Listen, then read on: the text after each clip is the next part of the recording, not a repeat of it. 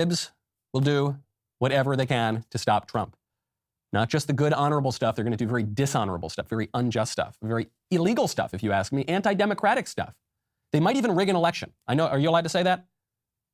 They might even say, change all the voter rules and encourage, in particular, widespread mail-in voting and extend election day to election season to get a bunch of fraudulent votes to rig an election. Are we allowed to say that? Well, you're allowed to say that even in Los Angeles, even in a very liberal city, on some issues, but not on others. On some elections, but not on others. When saying it about an election favors Democrats, you're allowed to say it, you have to say it.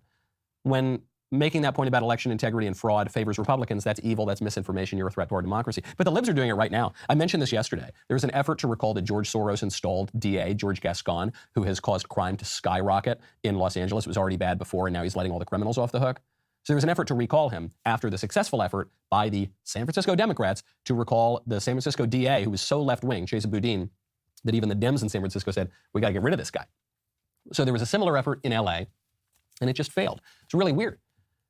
Really weird, because the petition campaign to recall this guy required 566,000 or so votes, meaning signatures on the petition. It's not like they actually went to a ballot box. You had to go get the signatures, write your address, 567,000.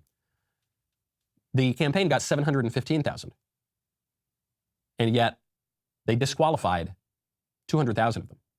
200,000 signatures. So that means that over 27% of the signatures submitted on this petition to recall George Gascon were deemed invalid by Los Angeles County.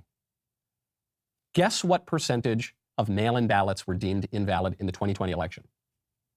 Right, we're talking about basically the same procedures here, basically the same requirements for both the petition to recall the DA and the mail-in ballots in 2020.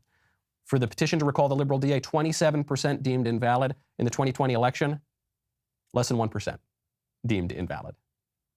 How do you make sense of that?